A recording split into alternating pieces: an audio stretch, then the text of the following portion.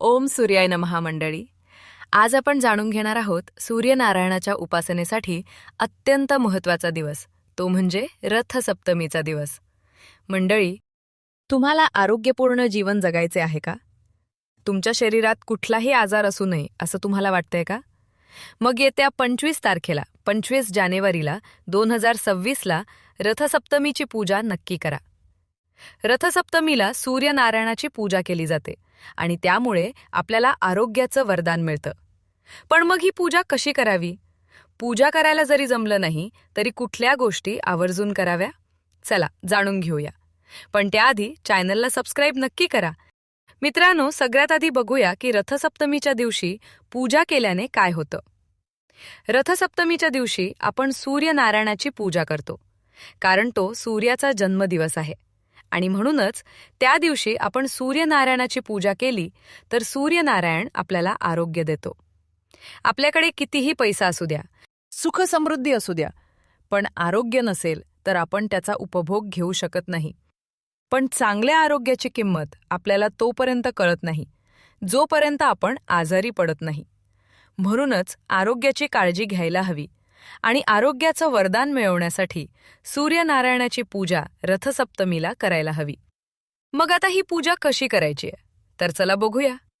व्रतकर्त्याने म्हणजे जो हे व्रत करणार आहे त्याने आदल्या दिवशी शरीराला एकभुक्त अर्थात एक वेळा जेवून राहावे. रथसप्तमीच्या दिवशी पहाटे उठून पहाटेची सर्व कामे आवरून घ्यावीत. त्यानंतर शक्य असेल तर एक धातूचा दिवा घ्या. कोणत्याही धातूचा दिवा घ्या आणि तो दिवा सूर्याचे ध्यान करून वाहत्या पाण्यात सोडा. आता शहरात वाहतं पाणी मिळणं शक्य नाही, म्हणूनच त्याला एक पर्याय आहे. नवीन टब किंवा परात घ्या. गच्चीत नेऊन तिच्यामध्ये पाणी भरा आणि तो दिवा जो तुम्ही पहाटे लावणार आहात तो त्या टबमध्ये किंवा परातीमध्ये सोडा. तसंच जवळच्या देवळात दिवा नेऊन तिथे तो दीपमाळ वर किंवा झाराच्या फांद्या ठेवून सुद्धा प्रज्वलित करू शकता.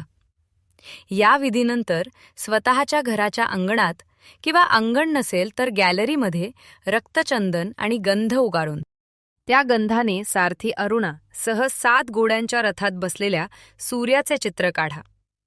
तुमच्याकडे रक्तचंदन नसेल तर तुम्ही रांगोळीने काढले तरी चालेल. नंतर त्या चित्राची श्रद्धापूर्वक पूजा करावी. त्यानंतर काय करायचे तर गौरी यांचा विस्तव पेटवायचा आहे. तुमच्या अंगणात किंवा गॅलरीत सुरक्षित ठिकाणी अगदी छोटीशी चूल मांडून तुम्ही तो पेटवला तरी चालेल. चूल मांडणे शहरात शक्य नाही, त्यामुळे अगदी छोट्याशा विस्तवावर तुम्हाला काय करायचे आहे तर एका मातीच्या सुगडमध्ये जे संक्रांतीला आपण पूजलं होतं ते घेतलं तरी चालेल. दूध टाकायचं आहे आणि ते दूध त्या विस्तवावर सूर्यप्रकाशामध्ये ओतून जाऊ द्यायचं आहे.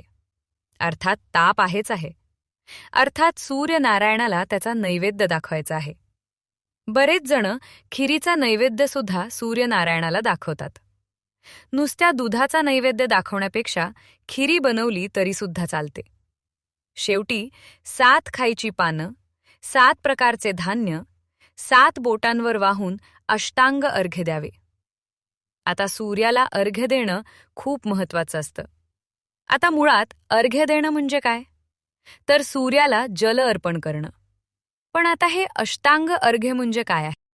पाणी, दूध, तूप, मध, दही, रक्तचंदन, कैरीची फुलं आणि कोश हे 8 पदार्थ एकत्र करूतरण ते सूर्यनारायणाला अर्पण करावे. याला म्हणतात अष्टांग अर्घ्य देणं. त्यानंतर अन्नदान नक्की करावं. स्त्रियांनी संध्याकाळी हळदीकुंकू समारंभ करावा. दुर्धर व्याधीपासून मुक्ती मिळावी म्हणून हे व्रत रूढ झालं आहे. रथसप्तमीच्या दिवशी अंगणात गोवऱ्या पेटून त्यावर थोडक्यात किंवा उघडच जे दूध उतू जाईपर्यंत तापवितात आणि नंतर ते प्रसाद म्हणून सगळ्यांना वाटतात. यामागे सुद्धा एक कारण आहे.